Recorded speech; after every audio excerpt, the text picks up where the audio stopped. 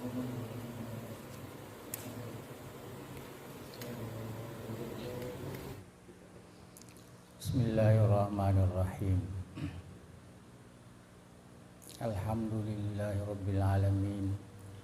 Wassallallahu wasallam ala rasulillahil amin wa ala alihi wa sahbihi ajmain. Wa hasbunallahu wa ni'mal wakil. Wa la hawla wa la quwwata illa billahil aliyyil azim. Alhamdulillah, di subuh hari ini kita memanfaatkan waktu untuk silaturahmi, sekaligus memberikan sedikit tausiah. Jadi kita tidak baca kitab, tidak baca kitab. Saya akan memberikan sedikit nasihat yang perlu menjadi perhatian, terutama kepada para santri, santriwati, agar kehidupan kita di pondok pesantren ini mendapatkan keberkahan dan juga ilmu pengetahuan. Karena itu tujuan kita, itu niat kita masuk di pondok pesantren, supaya kita akan menjadi manusia yang berakhlak, yang berbudi luhur, yang mempunyai adab dalam kehidupan kita. Jadi mudah-mudahan kesempatan yang baik ini saya akan gunakan untuk memberikan mungkin pengalaman saya, mungkin ilmu saya, dapat kita sama-sama menikmati di subuh hari ini. Kita sebagai santri Darud Dakwah wal Irsyad, itu secara umum, kita harus mengetahui bahwa yang paling utama adalah menguatkan niat kita. Niat artinya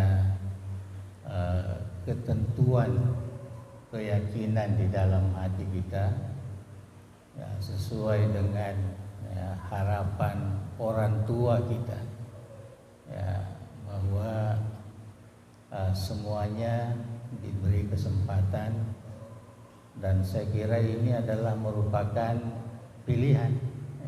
Tidak semua orang ada kesempatannya untuk masuk, terutama di pondok pesantren kita ini.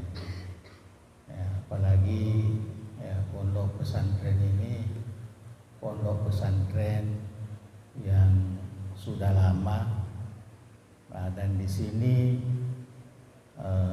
Ante Gurunta, Kiai Haji Abdul Rahman Abu Dalle pernah tinggal di sini. Jadi masjid ini sering masuk di sini.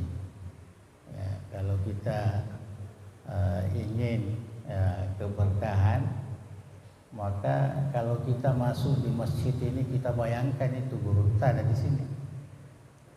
Gurunta ada di sini. Saya mengingat satu riwayat Imam An-Nawawi ketika mengajar di sebuah macam pesantren Asyrafiyah namanya. Nah, di situ dia mengajar, kemudian meninggal. Nah, kemudian datang muridnya menggantikannya, Imam As-Subki namanya.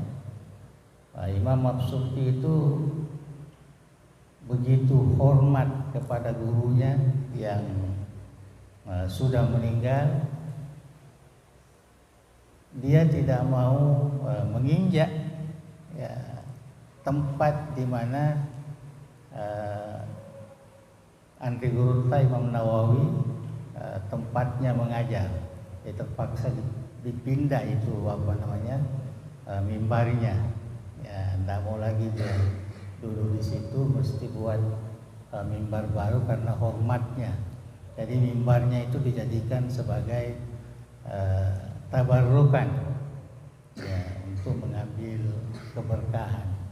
Begitu Imam As-Subki, seorang ulama besar mazhab Imam Syafi'i, ya, hormat. Jadi macam kita di sini ini, alhamdulillah itu satu pilihan kita boleh masuk ya di pesantren ini, di mana Andri Gurunta dulu lama di sini, ya, lama di sini, ya, rumahnya ada di situ, ya, kemudian masjid ini selalu datang ya, sembahyang jamaah di sini, yang memberikan nasihat, ya, jadi sepatutnya ya, kita masuk di sini ya selalu membayangkan beliau ya, ada ya, bersama dengan kita di sini, terutama sekali memohon ya, keberkatan ya, doanya ya, karena seorang ulama itu walaupun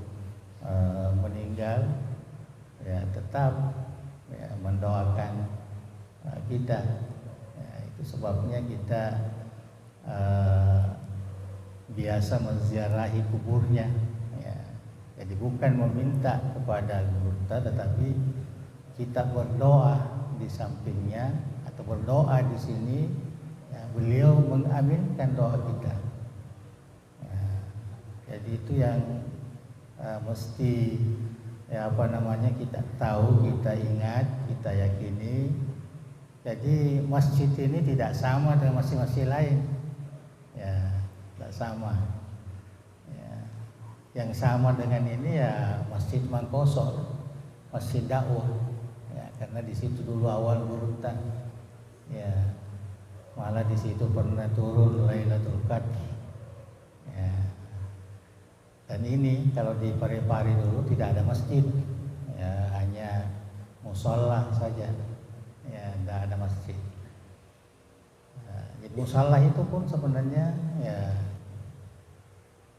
artinya perlu dihargai karena tempatnya Gurunta memberikan pengajaran. Ini saya sentuh sedikit supaya kita tahu kelebihan kita di sini. Ya, artinya ada jauh perbedaan dengan tempat-tempat lain. Ya, sebab kita tahu Andri Gurunta, ya, semua orang ya mengetahui beliau adalah orang yang dekat ya, dengan Tuhannya ya, selama hidupnya hanya berkhidmat ya, untuk agama ya, tidak ada pekerjaan lain ya, semata-mata mengajarkan ilmu pengetahuan, ilmu agama, mendidik ya, masyarakat. Berapa ratus atau berapa ribu ya, ulama yang dihasilkan ya, oleh beliau ya, dan bertebaran ya, di mana-mana ya, sampai sekarang masih hidup sebahagiannya yang pernah langsung belajar ya, kepada beliau. Jadi beruntunglah ya anak-anakku semua dan diberi kesempatan untuk belajar. Seterusnya ya, karena kita sekarang ini dalam suasana ya, keadaan yang berbeda ya, dengan suasana Andri Gurunta dulu. Kalau waktunya Gurta dulu belum ada handphone, ya, belum ada media sosial. Jadi ini saya ingatkan ya supaya kita ya berhati-hati menggunakan ya media sosial itu, karena baiknya ada ya, tetapi keburukannya juga lebih banyak, terutama bagi kita yang menuntut ya ilmu pengetahuan. Ya, jangan sekali-kali menjadikan media sosial itu sebagai sumber ilmu. Ya, itu bukan sumber ilmu kita. Ya, sumber ilmu kita itu guru kita. Ya, guru kita itulah sumber ilmu. Itulah yang dikatakan sanad. Ya, jadi harus menghormati guru itu. Ya, itulah sanad kita. Atau kitab-kitab yang jelas pengarangnya atau yang diwarisi diajarkan oleh Andre Gurunta dulu. Karena kitab-kitab yang diajarkan oleh Gurunta dulu itu adalah kitab-kitab mu'tamad. Ya, artinya kitab yang memang menjadi rujukan ya ilmu agama. Ya, jadi kita tahu itu ya, jangan kita ambil atau kita baca buku-buku modern yang kita tidak kenal ya pengarangnya, ya, akhirnya kita terjerumus ya dengan pemikiran-pemikiran yang tidak benar. Ini yang banyak yang merusak kita, ya, merusak santri-santri kita. Ya, karena banyak merujuk atau banyak menjadikan media sosial, YouTube, apalagi WhatsApp, ya, Facebook, itu bisa kita sekali-sekali melihat apa segala, tapi itu hanya sebagai wasilah untuk mendapatkan informasi, ya, bukan untuk rujukan ilmu pengetahuan, bukan. Walaupun di dalamnya itu banyak nasihat-nasihat agama, karena bercampur, ya, terkadang lebih banyak yang buruknya daripada yang baiknya. Walaupun nampak orangnya itu orang bagus, umpamanya ulama kita yang bicara itu, tapi itu kan bisa diedit itu, ya, bisa dirubah. Ya, jadi itu saya katakan, saya jelaskan di pondok-pondok pesantren, terutama di bawah Darud Dawah wal Irsyad, ya, supaya kita ya berhati-hati santri ya, kalau memegang alat informasi sekarang ini, jangan sekali-kali terpengaruh ya dengan media sosial itu. Ya, kita harus mengetahui bahwa sumber ilmu kita di DDI ini adalah sanad, ya, sanadul ilmi namanya, syajaratul ilmi, artinya gurunta, ya, guru-guru kita di sini, ya, guru-guru kita di sini. Mungkin sudah ada yang tidak lagi belajar kepada ya Guru Tambodale, tapi belajar kepada murid-muridnya. Ya, jadi masih, apalagi alhamdulillah kita di sini ada putranya di sini ya bersama dengan kita. Ya, memang belajar langsung ya kepada Guru Ta. Ya, ada saya lihat Ustaz Sultan. Ya, beliau ini masih belajar langsung. Ya, jadi ilmu beliau itu tidak keluar ya dari ilmu yang pernah diajarkan Andre Gurunta. Nah, jadi alhamdulillah artinya kita diberikan kesempatan. Kemudian di dalam menuntut ilmu itu, yang paling awal sekali kunci ilmu itu adalah adab, akhlak. jadi ilmu yang berberkah itu harus didahului dengan akhlak yang mulia. Ya, karena akhlak atau adab itulah kuncinya ya, ilmu itu. Kalau kita berakhlak, ya akhlak ini akhlak ya kepada Allah, ya kepada ya, sesama, nah, itu namanya akhlak. Jadi ibadah itu termasuk bahagian ya daripada akhlak itu. Artinya akhlak kita kepada Allah Subhanahu wa taala yang disebut dengan ta'abbud. Ya, jadi mesti rajin ya. Terutama kita di sini bisa berjamaah. Ya, jadi kita jangan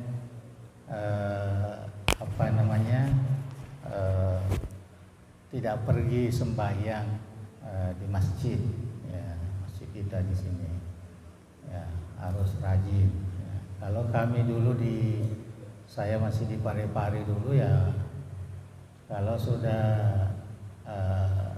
mau masuk subuh itu ya kita sebagian besar berkeliaran ya, memanggil sholah ya, sembahyang ya, sembahyang.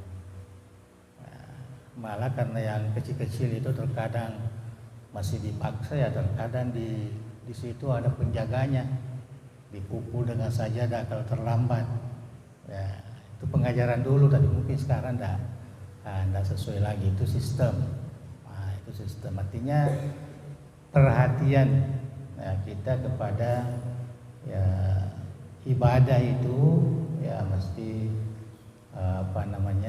penuh ya, jangan dianggap rendah, karena itu muqaddimah untuk mendapatkan ilmu yang berberkah.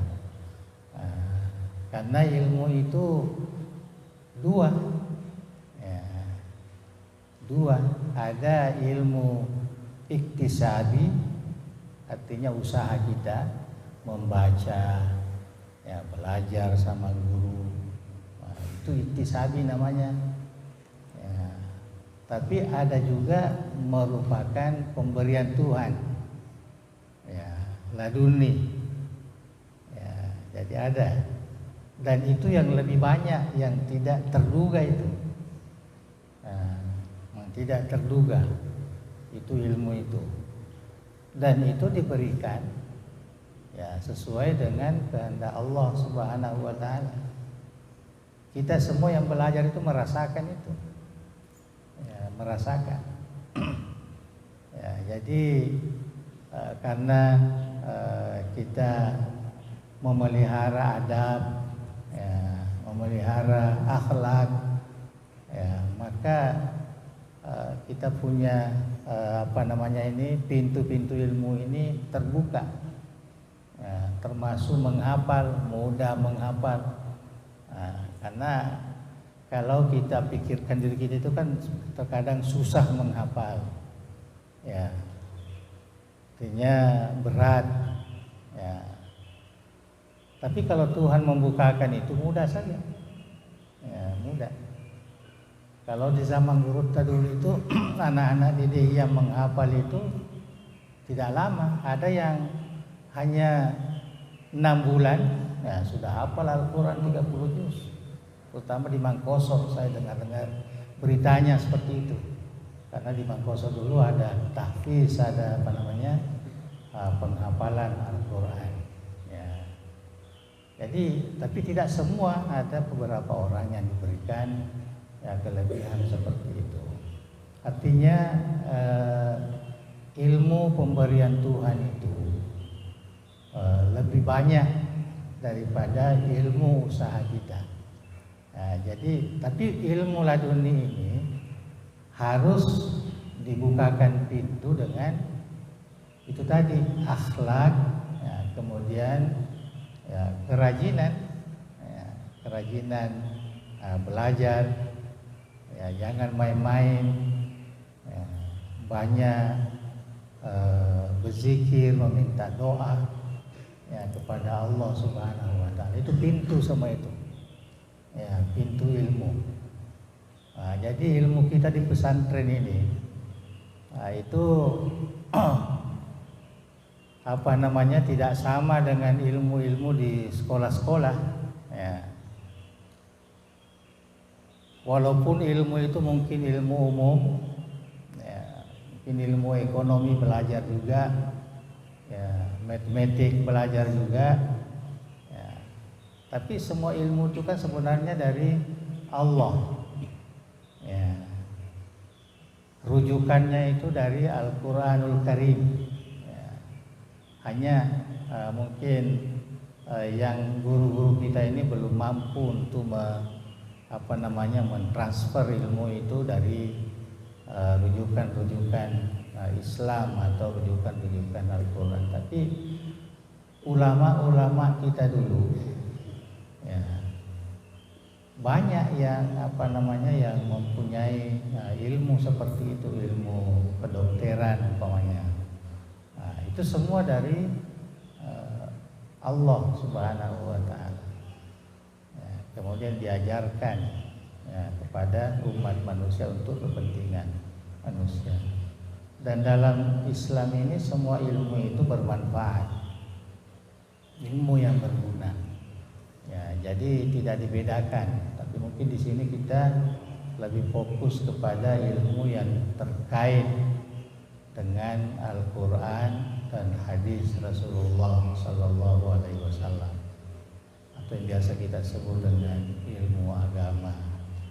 Ya, jadi yang penting sekali itu adalah mendalami ilmu bahasa Arab, ya, ulumul lughah al-arabiyah, ya, harus diperdalami, harus mendalam nahunya, ya, sarafnya, ya, kemudian nanti sedikit belajar balaganya. Ya, balaganya biasanya belajar di aliyah, ya, aliyah, ya, karena itu untuk menghalusi pemahaman kita dengan bahasa Arab. Ya. Jadi bukan hanya belajar seperti belajar bahasa Inggris. Ya, kalau kita belajar bahasa Inggris ya untuk komunikasi, ya, jadi tidak perlu mendalam. Yang penting prakteknya, ya, prakteknya itu kalau bahasa Inggris. Jadi saya kira kalau anak-anak itu cerdas, ya, belajar bahasa Inggris itu paling 3 bulan, ya, sudah bisa lancar itu. Sistem kursus, ya, digunakan. Sudah bisa komunikasi, sudah bisa bernyanyi dengan bahasa Inggris. Tapi kalau bahasa Arab nggak bisa, ya, nggak bisa, karena bukan tujuannya untuk komunikasi, tapi tujuannya untuk memahami, mendalami Al-Quran, ya, dan hadis itu.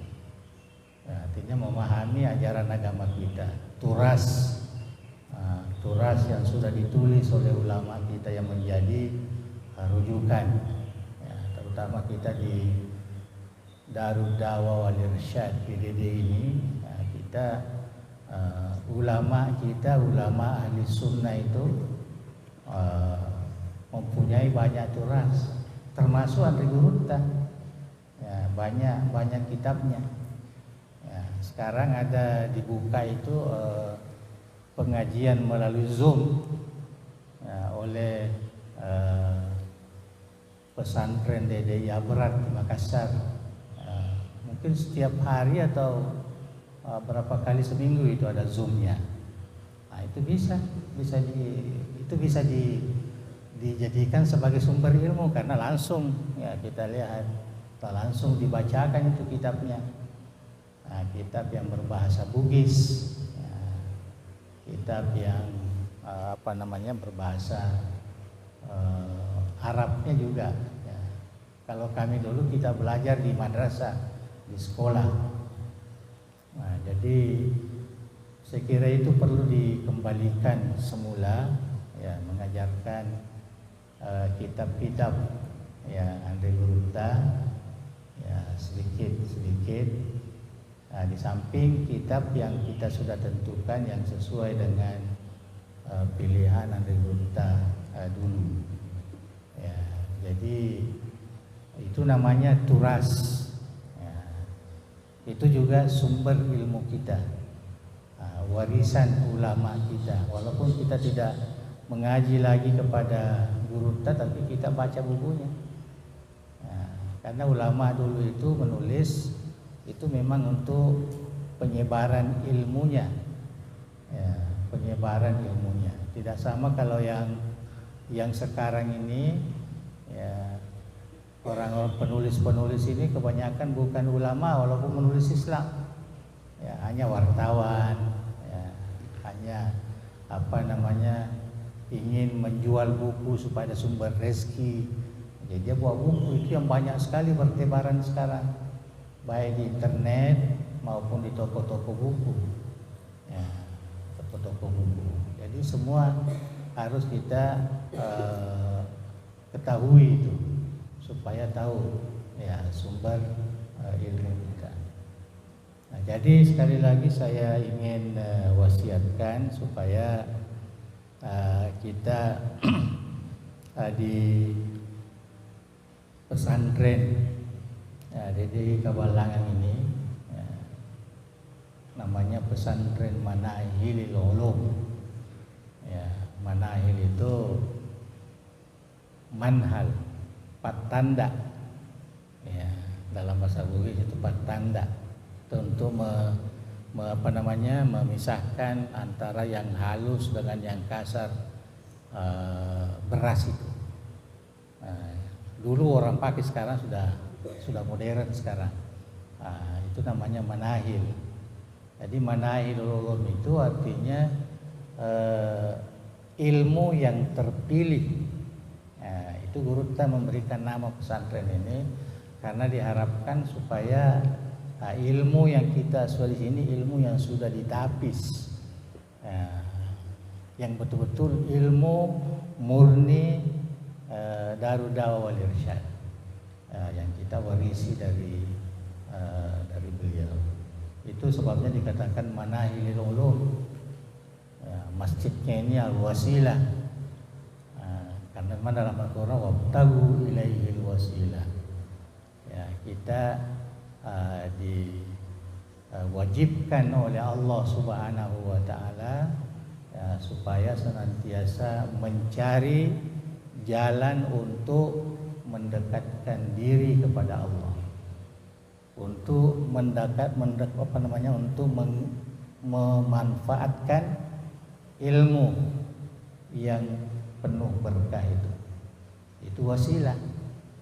Ya, jadi ada semua hikmah-hikmah, ya, Guru kita memberikan nama itu. Jadi kalau kita sampai ke sini ini, kita itu masih terbayang yang pernah dulu ya tinggal di sini, belajar di sini, ya, itu terbayang itu. Ya, terbayang kalau kita masuk di sini. Pertama, alhamdulillah sekarang ini sudah kelihatan bersih. Itu satu kesyukuran lah. Ya. Sebelumnya agak sedikit tidak terpelihara, sekarang sudah mulai ya tertata dengan baik. Jadi itu yang kita sangat harapkan, terutama kepada anak-anakku semua. Begitu juga para guru-guru, ya, supaya ikhlas di dalam mengajarkan ilmu kita itu, dan tidak terlalu diganggu ya dengan kehidupan materi, ya, karena biasalah di pesantren itu tidak mungkin terpenuhi, ya, tak mungkin terpenuhi, tapi insya Allah Tuhan akan mencukupkan kehidupan kita, ya, kalau kita betul-betul berpegang teguh pada ajaran agama kita. Kita mesti pegang yang dipegang oleh Guru kita, wa may yattaqillah yaj'al lahu makhrajan wa yarzuqhu min haitsu la yahtasib.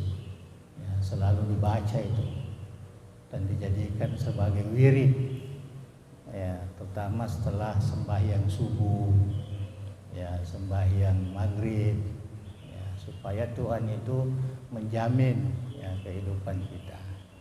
Nah, karena ini juga satu problem terutama biasanya dari guru-guru itu, ya artinya rasa kepuasan itu, ya kalau kita tidak puaskan diri itu memang susah, apalagi dengan suasana sekarang ini, ya keadaan sekarang ini, ya, jadi selalu kita diganggu. Saya tahu tuh pondok pesantren banyak masalah itu masalah, ya artinya ada permasalahan ekonomi utamanya, ya masalah ekonomi. Ya, cobalah kita bina dengan baik, insya Allah akan ada jalannya. Umpamanya kalau sudah banyak ini santrinya, tentu bertambah lagi dia punya income atau pemasukan. Kemudian mungkin sumbangan dari luar juga. Itu semua adalah pemberian dari Allah Subhanahu wa taala. Jadi kita jangan melihat tok kepada makhluk, ya, kepada pemberiannya. Ya, pada pemberiannya. Nah, itu yang saya wasiatkanlah kepada guru-guru, coba kita ikhlas, ya. Kalau kita ikhlas, selalu ada jalan keluarnya. Ya. Ada jalan keluar. Saya rasakan sendiri seperti itu. Saya tidak pernah merasakan bahwa saya boleh kemana-mana, diperlukan mengajar di luar negeri, di mana-mana. Dulu mengajar di sini, dulu. Tidak pernah terpikirkan mengajar. Saya tidak pernah terpikirkan setelah mengajar di sini terus dapat beasiswa, pergi lagi ke Mesir. Ya, pergi ke Mesir, ya pulang, ya sudah. Sebentar di sini sudah dipanggil oleh Malaysia, ya mengajar. Itulah seterusnya sampai hampir 30 tahun mungkin di luar, karena masih itu belum. Saya merasa di DD ini belum belum perlu lagi untuk kita bina.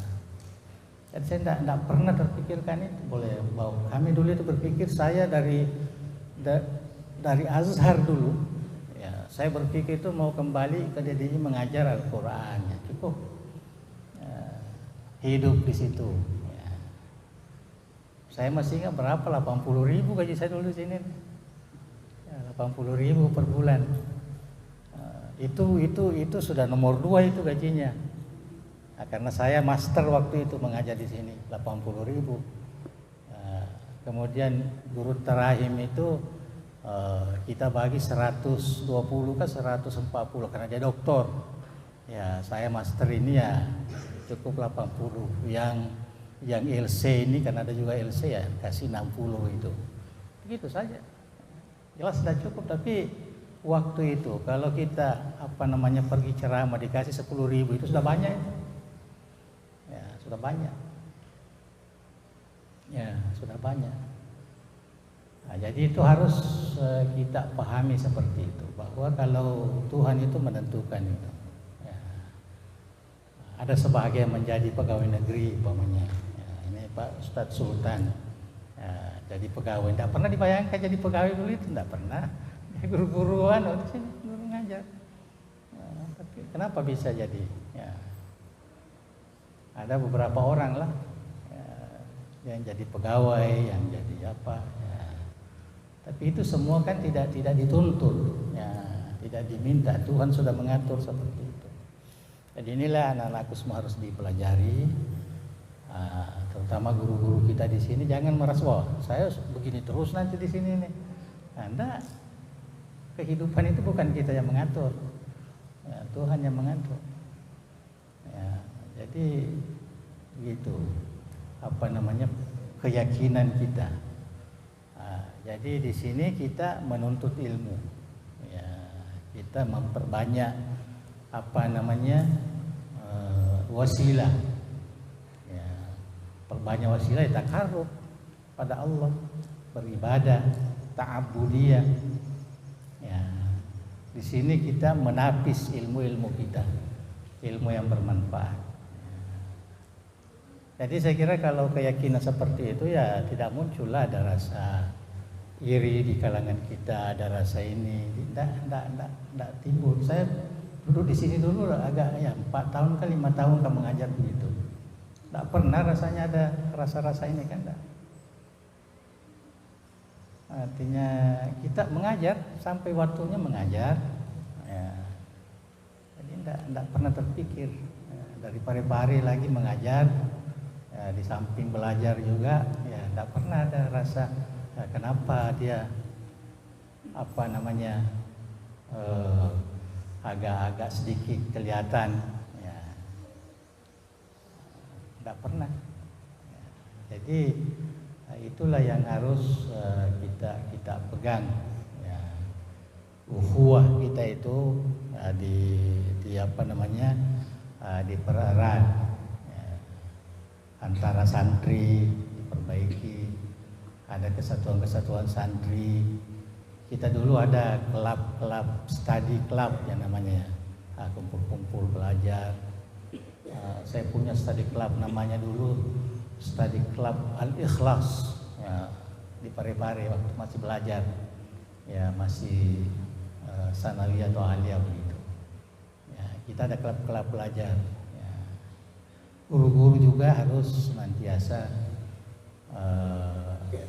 memperbaiki hubungan ya, di kalangan guru-guru, dan itu juga satu penyakit itu yang biasa di pondok pesantren kalau antara guru ini ada ya, persaingan ya, ada persaingan yang negatif tentunya. Kalau persaingan untuk dapat ilmu banyak ya, belajar, mengajar, nah itu tidak apa-apa. Itu artinya ada persaingan mau mengajar ini, mau mengajar itu tidak ada masalah. Mengatur anak-anak supaya terbuka untuk belajar itu bagus. Tapi yang kita tidak ingin itu kalau ada persaingan. Nah, ada persaingan dari sudut mungkin materi. Juga sebagian pesantren itu ada gurunya menjual. Ada juga yang jual juga. Nah, ini dia bersaing sendiri. Akhirnya saling kan. Tidak apa-apa kalau memang ada kesempatan seperti itu silahkan. Apalagi sekarang ini perniagaan terbuka, perniagaan internet online, tidak perlu lagi ada persaingan. Nah, tinggal bagaimana memanfaatkan itu. Saya kira guru-guru boleh memanfaatkan itu. Ya, kalau memang masih ada kecenderungan untuk berniaga. Saya tekankan sedikit ini karena ini yang banyak pengalaman saya di pondok-pondok pesantren DDI ya, termasuk yang besar-besar ini. Ada persaingan di kalangan guru-guru, hanya persoalan ya gajinya ke apanya. Padahal sebetulnya tidak perlu itu, tidak perlu itu, bisa diatur sendiri ya. Jadi jangan kita merusakkan persaudaraan kita di sini, pembinaan kita di sini hanya gara-gara sumber ya, rezeki itu ya, tidak usah dipikir itu. Rezeki itu di tangan Tuhan. Wa may yattaqillah ja'ala makhraja, kamu tambah itu ya wa may yattaqillah ya, jadi tak perlu dipikirkan. Kalau anak-anak ini memang tidak berpikir tentang rezeki dulu, berpikir tentang ilmu. Jadi saya kira itulah yang dapat saya sampaikan ya, dan pengalaman saya ya selama ini aktif berkunjung ke DDI, mendengarkan berita tentang DDI. Jadi itulah yang saya sampaikan di sini, dan saya tekankan bahwa tempat ini berbeda dengan tempat-tempat lain. Ya, di sini guru tah ya lama di sini. Ya, lama. Mungkin paling lamanya di sinilah. Ya, paling lamanya di sini karena di Parepare lama. Ya, dia pernah masuk hutan. Ya, masuk hutan 8 tahun. Ya, jadi agak kedua berpisah-pisah. Ya, di sini paling lama di sini. Mangkoso hanya 10 tahun mungkin. Mangkoso. Ya, jadi memang di sini yang paling lama dan yang terakhir. Nah, kalau istilah hadisnya innamal a'malu bi khawatimiha, hadis inilah khawatim Ya guru di sini. Ya, jadi memang satu kelebihan yang ada di pondok pesantren kita ini. Saya kira itulah yang dapat saya sampaikan. Mudah-mudahan sepatah dua kata ini ada manfaatnya, memberikan motivasi kepada kita untuk betul-betul belajar ilmu dan rajin, terutama ta'abbud, ya, mendekatkan diri ya kepada Allah Subhanahu wa taala, dan mengurangi sedikit berpikir tentang antara kita. Ya, jangan terlalu banyak berpikir kenapa ini, kenapa itu, kenapa. Tidak usah ke situ. Ya, berpikir bagaimana sampai kepada Allah Subhanahu wa taala. Itu yang dilalui. Ya, melihat alam ini kita berpikir betapa besarnya Allah itu. Ya, jadi disitulah muncul motivasi kita untuk beribadah kepadanya. Mudah-mudahan Allah Subhanahu wa taala membukakan hati kita semua. Bismillahirrahmanirrahim.